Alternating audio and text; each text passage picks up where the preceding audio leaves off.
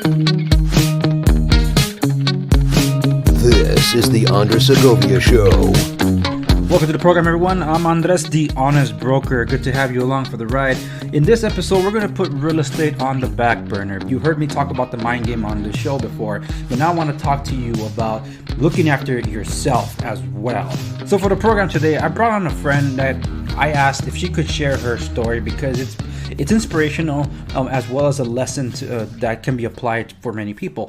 She's one of the most driven people I've ever met, one of the sweetest, kindest, caring people. She was very devoted to her studies and then eventually her work as she pursued her career, but also was a cautionary tale in what happens when she let the career take over her life and how she came back out of it.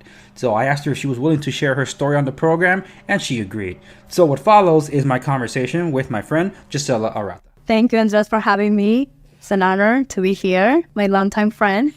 Yes, it's been too long. I mentioned this already. It's been too long. I shouldn't go that long. But like I said, last time you saw me was 80 pounds ago, adjusted for inflation, a little 30 more. Congratulations. You look amazing. Thank you. I wanted to get your perspective on what I call the mind game, because in life, everything's a mind game. You wake up, you struggle to get out of bed. Somehow, the bed feels warmer and more comfortable when you don't want to get up. It feels colder even though it's 80 degrees. Yeah. It's like, I don't want to get out of these blankets. You don't want to get out. So it begins from there, but sometimes life throws curveballs at us. And I believe you have a very powerful story that people can relate to, and that it'll help inspire them in their careers. Because in my program, I previously talked about the mind game and how we can overcome it. That's me telling a story. Mm-hmm. I don't want people just to hear it from me. And that's why you're here. And a quick background for those that don't know, my friend Gisella and I, we go all the way back to our days in California State University, Fullerton. Go Titans. Right on. So we graduated in 2007, and our careers took us on very different journeys, but we kept in touch over the years, and we remained friends ever since. But believe it or not, that would be 13 and a half years ago. 13 and a half years ago. That's why. I know, that's crazy. So if I recall correctly, mm-hmm. you were a double major. I was, yes. Right. I was a transfer student. I started as a communication major and decided to go into public relations. And then 2 years before graduation, actually my junior year into college, I felt like something else was missing. Mm. I was craving more knowledge. I was feeling that I needed to tune in my skills in business. Mm-hmm. So I said, hey, why not? Why not add in another major? So that's when I took on my business administration with the focus in marketing. And I remember thinking back then, what if I combine the two of them, right? What if I combine PR and marketing and into the world when I graduate? So that was my goal back in college, and that's what I did. Now, life took me a completely different route. Which we're going to get to for sure, yes. But yeah, I was a double major at Fullerton, and I enjoyed it very, very much. Someone here, in the time that I did one major, she did two. So that's how dedicated she was to her goals, her career. And you ended up being picked up by Nestle, right? I did. I remember it was my dream company. Back then, my last year in college, I took on all these marketing classes, and I fell in love with marketing. And I decided to work. My goal was going to be to work for the largest food and beverage company in the world, and that was Nestle, and that was my goal. And I graduated, and I interviewed with them about like 5 months after I graduated.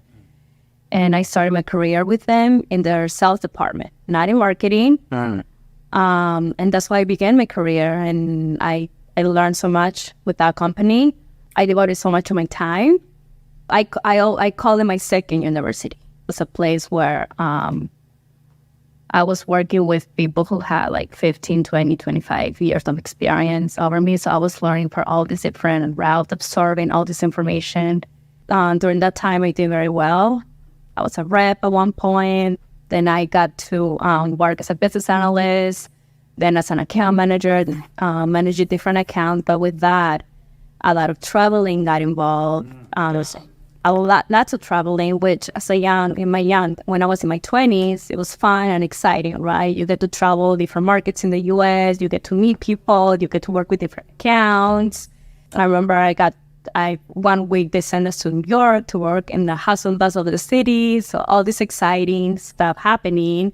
And I was growing my career and I was enjoying it. But at the same token, something was happening with my health that I wasn't aware of because I was focusing a lot on my career. Because I've always been a career-driven girl, always been a goal-oriented person, you know. I always had a timeline.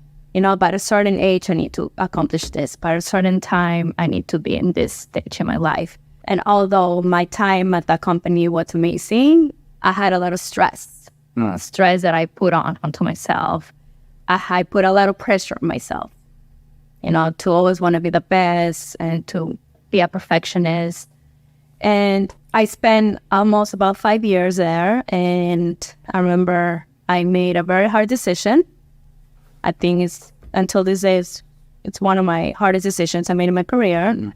I decided to resign from the company because I thought that I wanted to go back to school and get an MBA and go into the whole marketing aspect of the business, right? And become a brand manager. And for that, like most companies, most of the CPG companies, which are the consumer packaged goods companies, they want you to have an MBA.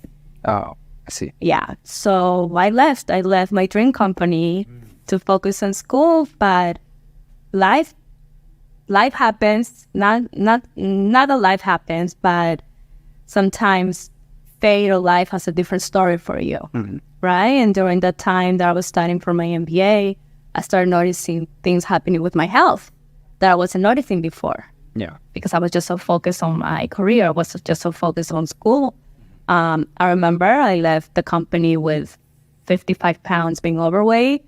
I had no energy. I had no motivation. And although in my mind, what I thought that I wanted was to go back to school and get an MBA, I couldn't understand why I wasn't motivated enough to do it. I put a stop and realized, you know what, there's something going on with my health that doctors are not giving me the answers. I kept going to doctor after doctors, and they were telling me it's all in your head. There's nothing wrong with you. Just eat better and exercise. But I knew in my gut, I knew that there was something else. Okay, I knew my body. And a little backup. I remember what was my turning point, what my deciding factor was. I joined this boot camp at the beach. 6-week boot camp, okay? The hardest boot camp ever because you were doing it in the sand. Yes, that's true. I remember like he had us do all these stairs to all this like different 50 stairs to go up and down. And I was working out with people who were like double, triple my age. I was huffing and puffing the whole way. Well, to make the long story short, after those 6 weeks, I didn't even lose half a pound, not even a half a pound. You can imagine how frustrated I was. So then that's when I realized, you know what, there's something going on. So I did a lot of research and I found my functional nutritionist, and she was a light in my life at that point. And I call her my angel because on her is how I turned my whole life around.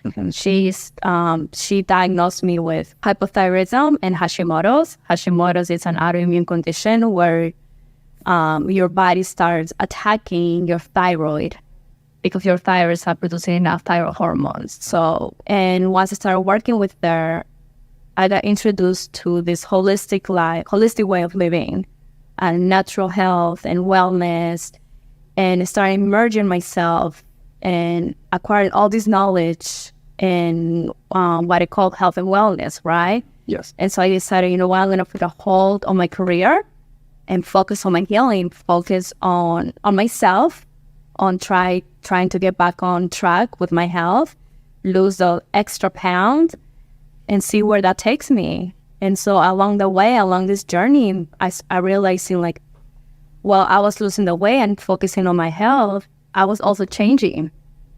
You know, my passions were changing, my goals were changing. And I realized, wait a second, like, I don't want to be on the timeline anymore. I don't want to put all the pressure on me anymore. I don't want to go back to school and get an MBA. That's not what I want. My life after I left Nestle and I started focusing on my health has been that. I live to inspire people. Like, I found joy and happiness by focusing on your health, what matters most to you, right? Yeah. We're talking to Gisella here on the Andres Segovia Show. I've noticed that, particularly as of late, I don't want to pin on a timeline, but I feel like almost a year, you've been preaching more about positive thinking. Do you do that for work, or is more how you live your life now? It's how I live my life and how I feel that people should live their lives as well. Because I think, why is positivity, or why is being positive important in our lives? Because the only power we have in our lives is our attitude and the way we choose to look at things regardless of our circumstances. Our attitude is the only thing we have control over. You could have a person, two people having the same circumstance, but person A decides to whine, complain all day long, to look at the negative side of it, and then person B has a completely different approach. Are we gonna be defined by our circumstances, or are we gonna overcome it? When you were earlier talking about goals, all of us have it in us to achieve whatever we want in our life. Like, each of us are born with a gift that we come here to share to the world, and our mission is to find out what our gifts are. Our dreams have chosen us for a reason. You've been able to inspire others. Without getting into the details, it's like certain moments that you've gone through recently. It's your attitude and perspective to the approach of that event in your life. I've seen the reaction of the public taken to how you've reacted to that, and how in some cases it's inspired them to move on, whether it's love, loss, or regret. So have you noticed that you had that influence on others? Yes. Yeah. So now I have noticed certain influences on Instagram. I don't know how you drink some of those drinks. Oh, you're talking about the celery juice? Yes. Get on it, Andres. I think that's a whole different topic, but it has amazing benefits for our bodies. Yeah. And mine. But see, and that's, I guess that's where it's coming down to that, where your journey has come. Now, for those of you listening to the program, we're talking about literally what happens when you don't look after number one in your life, that being you. One of my favorite quotes is from a movie called The Good, the Bad, and the Ugly. There's a moment when one of the characters tries to go get a band of his old friends to get together to go get Clint Eastwood's character. And when he's going to go get them, he says to them, if you must work for a living, why do you kill yourself working? That to me is like, holy smokes, that was me.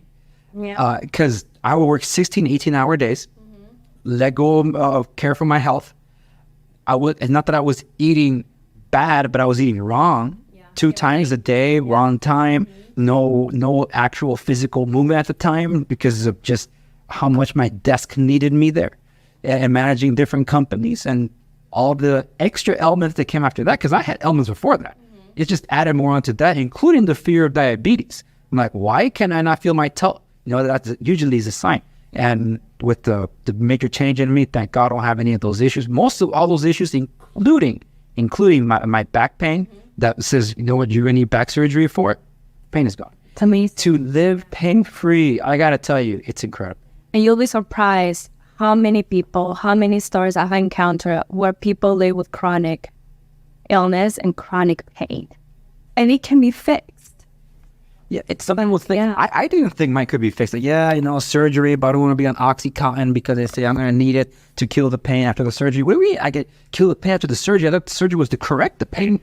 Besides food, it's our mind too. Our mind, it's a very powerful tool. While you feed your mind, the conversation that you have with yourself is very important. Like, your thoughts, a lot of people think, oh, those thoughts don't go anywhere. No, those thoughts are manifesting somewhere. So it's so important what we feed our minds daily. When you wake up in the morning, like, are you waking up in a bad mood? What is your first thought in the morning? That can dictate your entire day. And that goes to health and wellness and healing. besides eating, besides exercising, what are you telling your body? Are you telling your body, are you sick? Are you healthy?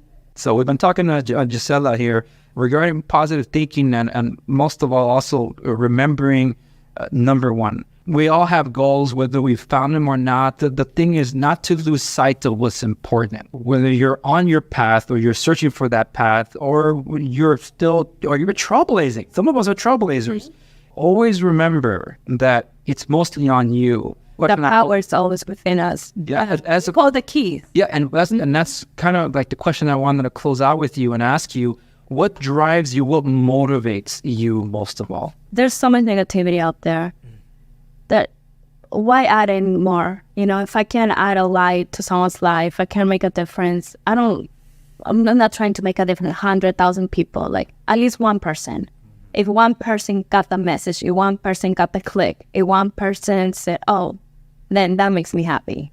Yeah. There reminds me of a quote, very powerful movie too, based on a true story. Schindler's List. At the very end, the surviving Jews of the Holocaust, they take whatever gold they have remaining, some of them like dental teeth or whatever, that made of gold, and they melt it and form a ring, and they give it to Oscar Schindler, and they engrave something on it in Hebrew, and it says, "He who saves one life saves the world entire." It's just amazing, you know. It's a very powerful quote, and it resonates with me, and that's the only movie I know has made my father cry. And he's Schindler's List. Yeah, my mom can't watch it. It's tough.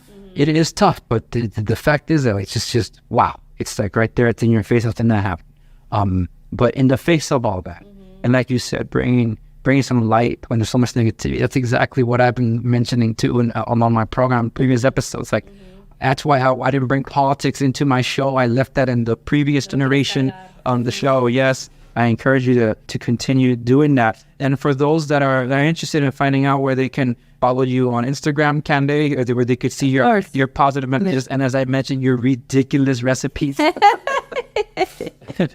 This will be included in the show notes, but where can they follow you on Instagram? Anyone can find me on positively_Gigi on Instagram. And you know, I wanna finish with something. Sure. We got a moment here. Go ahead. There's a quote, there's a saying that says, "Your vibe attracts your tribe." You know? And one thing that I know is that I am responsible for the energy I put out to the world. Everyone is responsible for the energy they put out to the world.